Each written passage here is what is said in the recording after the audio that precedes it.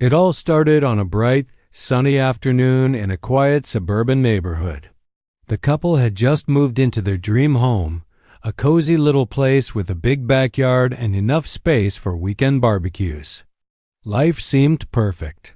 They were finally settling down after years of saving up, dreaming of lazy mornings sipping coffee on the porch and evenings watching the sunset.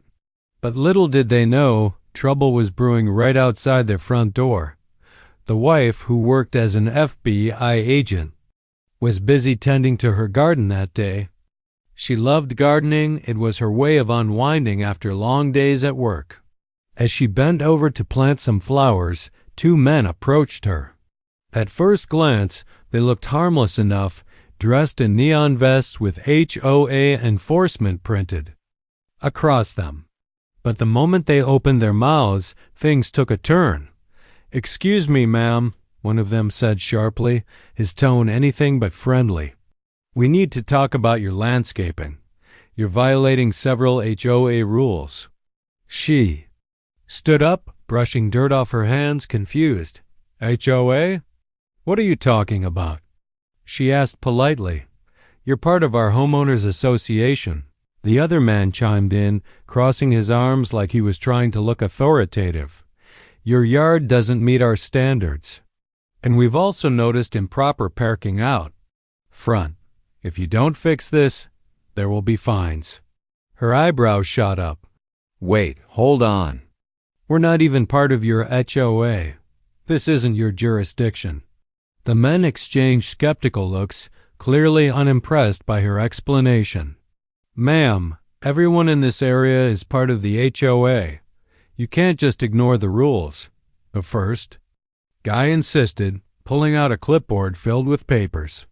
He flipped through it dramatically, pretending to find proof of her supposed membership. She shook her head, trying to stay calm. "Look, I'm telling you, we never signed up for any OA. Check your records again." But instead of listening, the men doubled down. One of them tapped the clipboard against his palm, leaning closer. "Listen, lady, if you don't comply, we'll have no choice but to escalate this. Trust me, you don't want that." Her patience was wearing thin. Who were these people, and why were they acting like they owned the place? Still, she bit back her frustration. Arguing wasn't going to solve anything, not yet anyway.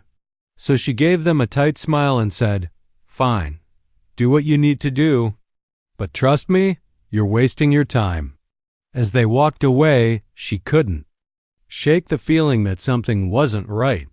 These guys weren't just doing their job, they were power tripping. It wasn't just about enforcing rules, it felt personal. Why would they target someone who didn't even belong to their group? Something smelled fishy, and she knew it wouldn't end here. When her husband got home later that evening, she told him everything. He listened quietly, his expression growing darker with each word. "Are you serious?" he said when she finished. "They can't just barge onto our property and accuse us of stuff like that. We didn't sign up for any HOA. They're bluffing." "I know," she replied, pacing the living room. "But it's not just about the rules. There's something off about those guys. I don't think they're going to leave us alone anytime soon." He nodded, rubbing his temples. "Well, whatever happens, we're not backing down. Let's see how far they're willing to take this nonsense." Little did they know, this was only the beginning. Over the next few days, the harassment continued. Every morning, the couple would wake up to find notes taped to their car or stuck to their mailbox. Some complained about the color of their curtains, others about where they parked their vehicles. It was absurd, none of it made sense, and none of it applied to them. One evening, while sitting on the couch, the husband glanced out the window and noticed a car parked suspiciously at the end of their driveway. Its engine was running, and the driver seemed to be staring directly at their house. "What's that car doing there?" he muttered, getting up to get a better look. His wife joined him, peering out cautiously. "That's weird. I've seen that car before. It's been circling the block for days now. The pieces were starting to come together. Whoever these people were, they weren't playing fair. And as much as the couple wanted to ignore them, it was becoming clear that ignoring wasn't an option anymore. Something had to give in soon. Despite the mounting tension, the wife refused to let fear take over. Her training as an FBI agent kicked in, reminding her to stay sharp and observant. Whatever game these HOA enforcers thought they were playing, she was determined to win. After all, they had no idea who they were messing with. For now, though, the couple decided to play it cool. They wouldn't confront anyone directly, not until they had more information. But deep down, both of them knew that this situation wouldn't resolve itself. Sooner or later, they'd have to face the music. And when that day came, they were ready to fight back with facts, with logic, and if necessary, with everything they had. The harassment didn't stop after that first encounter. If anything, it got worse. Every day felt like a new battle in a war they hadn't signed up for. The couple tried to go about their lives, working, gardening, and settling into their new home, but the constant interference from the HOA made it impossible to ignore. It was as if these people had nothing better to do than pick apart every little thing they did. One morning, the husband woke up early to find yet another note taped to their front door. This one accused them of violating noise ordinances because someone claimed to have heard loud music coming from their house the night before. He stared at the paper in disbelief. Loud music? They hadn't even turned on the TV last night. The accusation was completely baseless, but it didn't matter. These so-called enforcers were relentless. When his wife joined him in the kitchen, he showed her the note. She sighed heavily, her shoulders slumping. "This is ridiculous," she muttered under her breath. "They're making things up now." "No," he replied, shaking his head. "It's like they're trying to provoke us. But why? What's the point of all this?" She didn't have an answer, but one thing was clear. Ignoring the problem wasn't going to make it go away. So, she decided to take matters into her own hands. That afternoon, she sat down at the dining table with her laptop and drafted a polite email to the HOA board. In it, she attached a copy of their property deed, clearly showing that their home wasn't part of the association's jurisdiction. She explained everything calmly and professionally, hoping that logic would prevail. Days passed without a response. Just when she thought maybe they'd finally backed off, a letter arrived in the mail. It was official looking, printed on fancy paper with the HOA's logo at the top. The tone was firm, almost threatening. Despite her earlier proof, they insisted there must be some kind of administrative error and demanded immediate payment for past dues, hundreds of dollars worth. Her hands trembled slightly as she read the letter aloud to her husband. "Can you believe this?" she said, slamming it onto the counter. Though refusing to admit we're not part of their HOA, they're just doubling down. He leaned back in his chair, rubbing his temples. "This isn't about rules anymore. This is personal. They're trying to bully us into submission. And it wasn't just letters and notes anymore. The HOA enforcers started showing up unannounced, sometimes twice a day. One evening, while the couple was enjoying dinner, they heard a knock at the door. When they opened it, two men stood there, clipboard in hand, claiming they needed to inspect the property for further violations. "We don't have to let you in," the wife said firmly, crossing her arms. "You have no authority here." But the men weren't deterred. "Ma'am, if you refuse, we'll have no choice but to involve the authorities," one of them warned, his voice laced with false sincerity. The husband stepped forward, his jaw tight. "Go ahead. Call whoever you want. We're not breaking any laws." The standoff lasted only a few minutes, but it left both of them rattled. Who were these people, and how far were they willing to go? It felt like they were being targeted for something deeper than misplaced landscaping or parking spots. Was it jealousy, power hunger, or something else entirely? As the days turned into weeks, the tension escalated. Late one night, the husband noticed headlights sweeping across their living room wall. He peeked outside to see a car parked suspiciously at the end of their driveway. Its engine idled softly, and the driver seemed to be watching their house. He grabbed his phone and snapped a picture of the license plate before the car sped off into the darkness. "This is getting out of control," he told his wife later that night. "They're stalking us now. I don't feel safe." She nodded, her mind racing. She dealt with dangerous situations before in her line of work, but this was different. This wasn't some criminal mastermind. It was a group of overzealous neighbors who thought they could push people around. Still, the principle was the same. Intimidation tactics designed to wear them down. Determined not to let fear take over, she began documenting everything. Every note, every visit, every strange car, they all went into a folder she labeled HOA drama. She knew that evidence would be crucial if they ever needed to escalate the situation. Her training as an FBI agent kicked in again, reminding her to stay methodical and patient. Rushing into things wouldn't help. They needed a strategy. Meanwhile, the husband reached out to some of their neighbors to see if anyone else had experienced similar issues. To his surprise, several admitted that they'd also been harassed by the HOA, but most had simply paid the fines to avoid trouble. No one wanted to rock the boat, especially since the HOA had a reputation for dragging things out in court. "They're scared," his wife said when he shared what he'd learned. "That's how they keep their power. People are too afraid to fight back." "Well, we're not," he replied firmly. "We didn't do anything wrong. Let them come after us if they want to. We'll show them what happens when you mess with the wrong people." Despite their resolve, the stress was starting to weigh on them. Sleepless nights became more frequent, and conversations often revolved around the latest absurd complaint or threat. But through it all, they clung to one another, finding strength in their shared determination to stand up for themselves. Then, one fateful evening, something unexpected happened.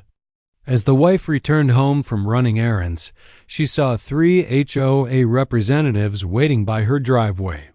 This time, however, they weren't alone. Standing beside them was a sheriff's deputy, looking awkward and uncomfortable. "Good evening, ma'am," one of the HOA reps said, gesturing toward the officer. "We've brought a deputy to assist with inspecting your property for alleged violations." For a moment, she froze. Then, slowly, a smile spread across her face. Not because she was amused, but because she realized exactly what she needed to do next. Calmly, she introduced herself not as a homeowner fighting for her rights, but as a federal agent who had seen enough. What happened next changed everything for the couple, for their neighborhood, and for the HOA itself. But that's a story for another time. For now, the couple stood united, ready to face whatever came their way. The moment the wife saw the sheriff's deputy standing alongside the HOA representatives, something inside her clicked. She'd spent weeks dealing with these people, weeks of harassment, intimidation, and baseless accusations, and now they had brought law enforcement into it. But instead of feeling intimidated, she felt a surge of clarity. This was their chance to turn the tables. "Good evening," she said calmly, locking eyes with the deputy first. There was a confidence in her voice that made everyone pause. Then, without missing a beat, she added, "Before we proceed, I should probably introduce myself. I'm a special agent with the FBI." For a split second, no one moved. The 2 HOA reps exchanged uneasy glances, clearly unsure how to respond. The deputy, on the other hand, froze mid-step, his face going pale. It was as if someone had flipped a switch, The air shifted instantly. "I'm sorry," the deputy stammered, taking a step back. "You're an FBI agent?" She nodded, pulling out her credentials from her purse. She handed them over to the deputy, who examined them carefully. His expression changed from confusion to disbelief, then finally to something resembling awe. Meanwhile, the HOA reps looked like deer caught in headlights. One of them started fidgeting nervously, while the other tried to maintain a facade of authority, but it was crumbling fast. "Yes," she continued, her tone firm but polite, "and I'd like to know why my property is being inspected for. Violations when I've already provided proof that we're not part of your association." The deputy glanced at the HOA reps, his discomfort evident. Gentlemen," he said hesitantly, "can you explain what's going on here?" One of the men cleared his throat, trying to sound authoritative despite the obvious panic in his eyes. "Well, there seems to be some confusion about whether this property falls under our jurisdiction. We're just doing our due diligence." The wife raised an eyebrow. "Due diligence? You mean showing up uninvited with a police officer to intimidate? Me? That's your idea of due diligence?" The deputy shifted uncomfortably, clearly realizing he'd been dragged into something messy. He turned to the HOA reps again. "Look, if this is a misunderstanding, maybe we should sort it out another way. No need to involve law enforcement unnecessarily." The men exchanged panicked looks, sensing the tide turning against them. One of them mumbled something about needing to check the records again, while the other hastily apologized. "We'll get back to you," he muttered, grabbing his clipboard and practically sprinting toward their car. Within seconds, they were gone, leaving the deputy standing awkwardly by the driveway. The wife crossed her arms, watching them leave. When she turned back to the deputy, her expression softened slightly. "Officer, I appreciate you coming here tonight. But I have to ask, how often does the HOA call you out for things like this?" The deputy sighed, looking genuinely conflicted. "To be honest, ma'am, this isn't the first time they've done something like this. They've been flagged before for similar behavior targeting homeowners who aren't even part of their association.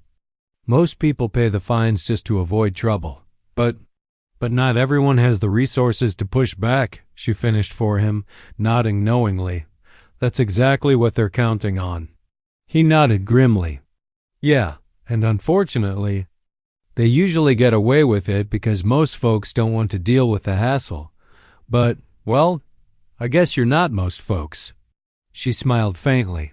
"No, I'm not. And I don't intend to let them get away with it this time."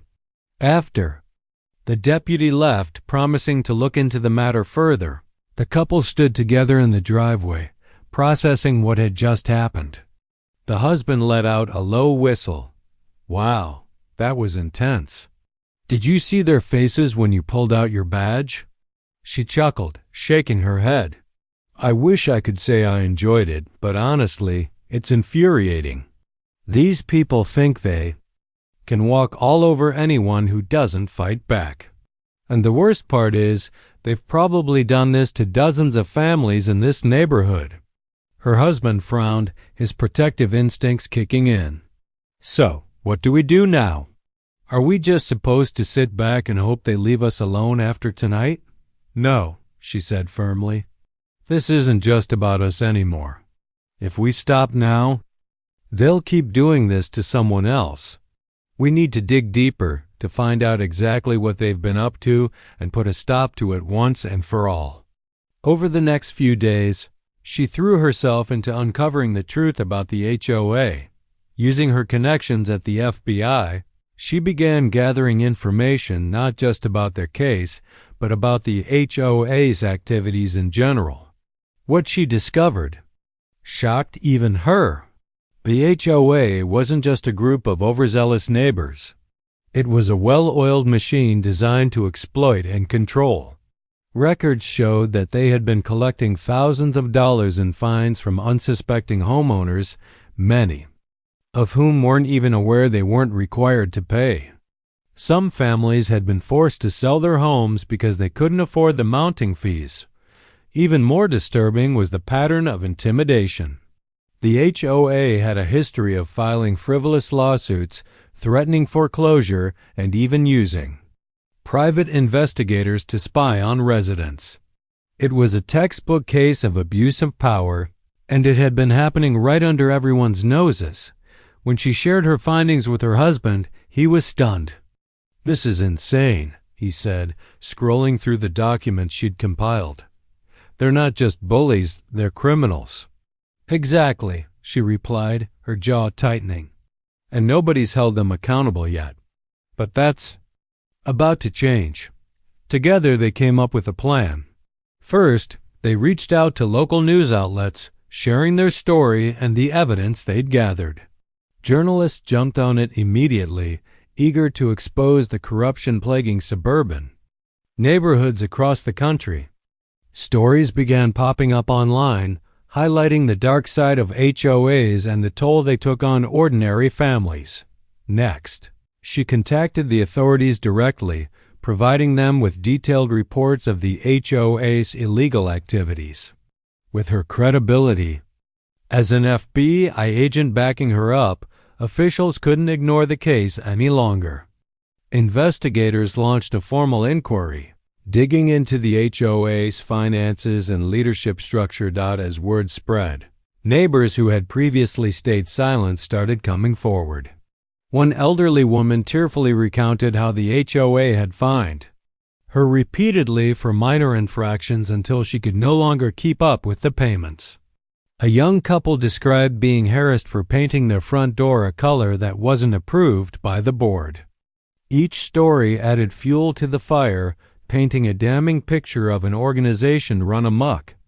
Through it all, the couple remained steadfast, determined to see justice served. They knew it wouldn't be easy. Powerful groups like this didn't give up without a fight, but they also knew they weren't alone anymore. For the first time in years, the neighborhood was banding together, united by a common cause, taking down the very people who had terrorized them for so long. It was a David versus Goliath battle, but the couple felt hopeful. After all, they had something the HOA never expected: proof, perseverance, and a whole community ready to stand behind them. Whatever happened next, they were ready. The couple's investigation into the HOA's activities quickly gained momentum, fueled by the growing mountain of evidence they uncovered. Each new piece of information painted a clearer picture of just how deep the corruption ran. What started as a personal battle against harassment had turned into something much bigger, a crusade to expose a toxic system that preyed on innocent people. As more neighbors came forward with their stories, it became clear that the HOA wasn't just targeting one or two families. It was systematically exploiting anyone who crossed its path. The elderly woman who'd been fined into financial ruin, the young couple harassed over a paint color, these were just the tip of the iceberg. There were others. A single mom struggling to make ends meet after being hit with exorbitant late fees. A retired veteran whose home was nearly foreclosed on because he refused to remove a flagpole from his yard. Every story added another layer of outrage, and every victim reinforced the need for accountability. But none of this would have come to light without the wife's determination. Her experience as an FBI agent gave her the tools she needed to dig deeper than most people could. She spent hours poring over documents, cross-referencing bank statements, property records, and legal filings. Slowly but surely, a pattern emerged. Money collected under the guise of HOA dues was disappearing into offshore accounts. Lawsuits filed against homeowners often lacked proper documentation or justification.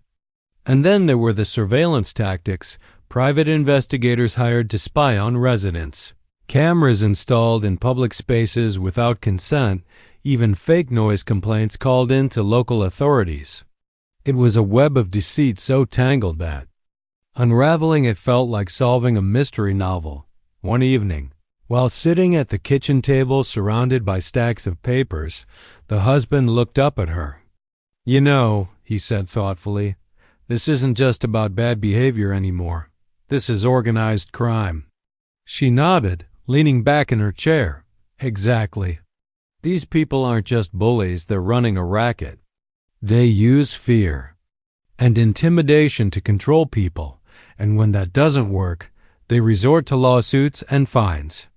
But here's the thing. Everything they've done leaves a paper trail. That's their weakness." Her confidence was contagious, and it kept them both motivated during the long nights of research. They knew they were onto something big, but they also knew they couldn't do it alone. So, they reached out to a trusted journalist who specialized in exposing corruption. The reporter was skeptical at first. HOA scandals weren't exactly headline-grabbing material, but once they showed him the evidence, he was hooked. Within days, the story broke online, complete with interviews from affected neighbors and damning financial records. The reaction was immediate. Local news stations picked up the story, turning it into a national conversation about the dark side of homeowners associations. Social media exploded with comments from people sharing their own experiences with abusive HOAs. Some praised the film couple for standing up to the bullies, while others expressed anger at how widespread the problem seemed to be. For the first time, the HOA board members found themselves in the spotlight not as respected community leaders, but as villains, accused of extortion and harassment. Of course, not everyone was happy about the attention. As the scandal unfolded, the HOA doubled down, attempting to discredit the couple and their allies. Board members held emergency meetings behind closed doors, issuing statements denying any wrongdoing. One particularly brazen member even went on camera, accusing the couple of fabricating evidence to tarnish the association's reputation. But their attempts to spin the narrative only made them look guiltier. Every denial contradicted the facts already laid bare, and every accusation against the couple was met with overwhelming proof to the contrary. Meanwhile, law enforcement began taking notice. Investigators subpoenaed the HOA's financial records, uncovering transactions that raised red flags. It turned out that the president of the HOA, a man who presented himself as a pillar of the community, had a shady past. Decades earlier, he'd been disbarred as a lawyer for unethical practices. Since then, he'd reinvented himself as a self-appointed enforcer, using his position in the HOA to rebuild his influence and line his pockets. His cronies on the board were no better, many of them former business partners or acquaintances tied to questionable ventures. With the case gaining traction, the couple decided to organize a neighborhood meeting. They invited everyone, friends, foes, and fence-sitters alike, to discuss what had been uncovered and brainstorm solutions. At first, turnout was modest, but as word spread, more and more people showed up. By the end of the night, the room was packed, buzzing with energy and emotion. One by one, neighbors stood up to share their stories. Some spoke through tears, describing the stress and humiliation they'd endured. Others expressed frustration at having stayed silent for so long, afraid of retaliation. A few admitted they'd suspected foul play but never imagined it went this far. Through it all, the couple listened intently, offering words of encouragement and reminding everyone that they weren't powerless anymore. By the time the meeting ended, a plan was forming. Neighbors agreed to file a class action lawsuit against the HOA, pooling resources to ensure no one had to face the legal battle alone. They also vowed to support each other moving forward, creating a network of accountability to prevent similar abuses in the future. It was a turning point, a moment when fear gave way to solidarity. As the couple walked home that night, hand in hand, they couldn't help but feel a sense of pride. What had started as a personal fight against injustice had grown into something much larger, a movement to reclaim their community. They still had a long road ahead, but for the first time in months, they felt hopeful. The next morning, they woke up to find a letter slipped under their door. It was unsigned, typed rather than handwritten, and brief. "Stop digging. You don't know what you're getting into." The husband frowned, holding it up for his wife to see. "What do you think? A warning?" She took the letter, scanning it quickly before setting it aside. Her expression was calm, almost amused. "Probably. But honestly, if they think this is going to scare us off, they don't know us very well." He smiled, shaking his head. "No, they really don't." And with that, they got back to work. Whatever threats might come their way, they were ready. After all, they weren't just fighting for themselves, they were fighting for everyone who'd ever been silenced, intimidated, or pushed around. And that was a cause worth standing up for, no matter the cost. The anonymous letter slid under their door was unsettling, but it didn't change anything. If anything, it only strengthened the couple's resolve. They'd come too far to back down now. The HOA's attempt to intimidate them felt desperate, a sign that they were cornered and running out of options. But the couple knew better than to let fear dictate their actions. Instead, they used the letter as fuel to push harder. Over the next few weeks, the investigation intensified. Law enforcement worked tirelessly to untangle the web of corruption woven by the HOA. Investigators uncovered more evidence linking the president and his inner circle to illegal activities, embezzlement, money laundering, and even threats made against neighbors who dared to question their authority. One particularly damning piece of evidence came from a whistleblower within the HOA, a former employee who had grown disillusioned with the group's tactics. She provided investigators with internal emails and documents detailing how fines were arbitrarily imposed, lawsuits fabricated, and surveillance conducted on unsuspecting residents. As the case built steam, the media coverage reached a fever pitch. National news outlets picked up the story, turning the scandal into a symbol of broader issues plaguing homeowners associations across the country. People everywhere began sharing their own experiences, flooding social media with hashtags like #HOAAccountability and #StandUpToBullies. For the first time, victims of similar abuse realized they weren't alone, and neither were the couple fighting to expose the truth. Meanwhile, the neighborhood rallied around the cause. Neighbors who had once kept to themselves now gathered regularly to strategize and support one another. Some volunteered to testify in court. Others helped organize fundraisers to cover legal fees for those unable to afford them. Even people outside the community pitched in, donating money or offering pro bono services. It was a grassroots movement born out of frustration and anger, but also hoped out one evening, as the couple sat on their porch watching the sun dip below the horizon. They reflected on how much had changed since they first moved in. Back then, they dreamed of quiet evenings and peaceful weekends. Now, their lives had become a whirlwind of meetings, interviews, and late-night strategy sessions.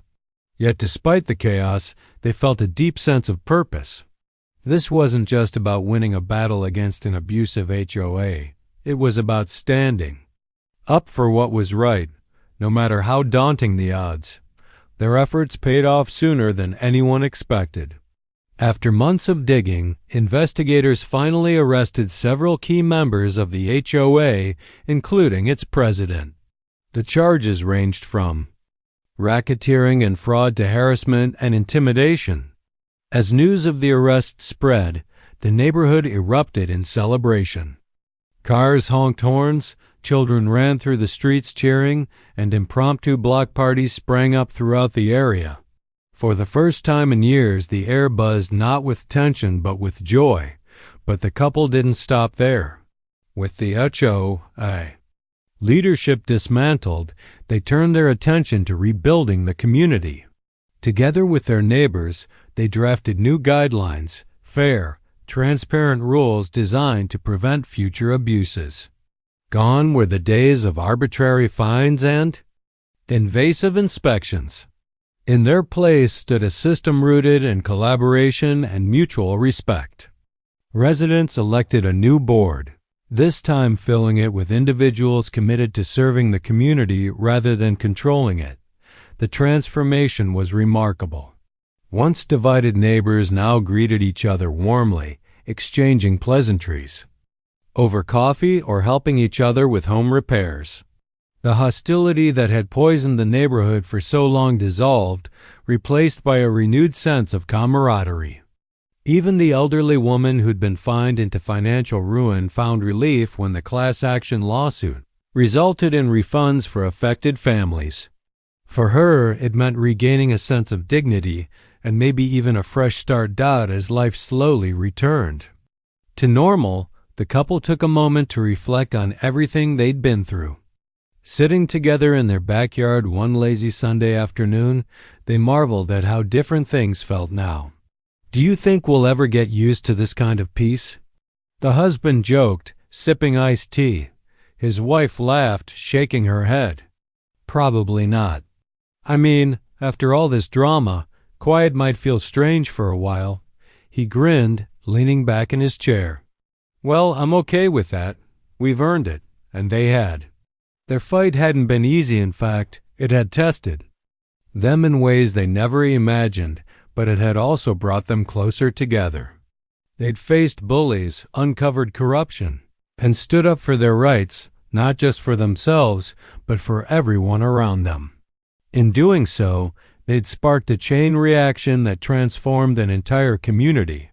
Of course, the scars of the past lingered. Some neighbors still flinched whenever someone mentioned the HOA, and reminders of the ordeal popped up occasionally in conversations. But overall, the neighborhood was healing. People laughed more, smiled more, and spent less time worrying about whether they'd done something wrong. Kids played freely in the streets again, unbothered by prying eyes or threatening letters. It was as if the weight of oppression had lifted, leaving behind a lighter, brighter version of the place they called home. Looking ahead, the couple knew challenges would always arise. Life wasn't perfect, and communities required constant care to thrive. But they also knew they'd set a precedent, one that proved ordinary people could stand up to injustice and win. Whether it was confronting an abusive HOA or simply lending a hand to a neighbor in need, every act of courage mattered. Every voice counted. Months later, as winter gave way to spring, the neighborhood hosted its first annual community fair. Stalls lined the streets, selling homemade crafts, baked goods, and flowers. Music filled the air and laughter echoed through the trees. At the center of it all stood the couple, surrounded by friends and neighbors who thanked them for everything they'd done. "It wasn't just us," the wife said humbly, brushing off the praise. "We couldn't have done it without all of you." And she meant it. While she and her husband had led the charge, the victory belonged to everyone. Together, they'd taken on a seemingly unbeatable opponent and emerged stronger for it. They'd learned that power lay not in intimidation or control, but in unity and resilience. And though the road had been rocky, the destination was worth every step. As fireworks lit up the night sky to close out the fair, the couple held hands, feeling grateful for where they were and hopeful for what lay ahead. Their dream home had become more than just four walls and a roof. It was part of a vibrant, thriving community. A place where justice prevailed, friendships flourished, and love triumphed over fear. And as they walked back inside, ready to put another day behind them, they knew one thing for certain: no matter what challenges came their way, they'd face them together with courage, determination, and an unwavering belief in the goodness of people.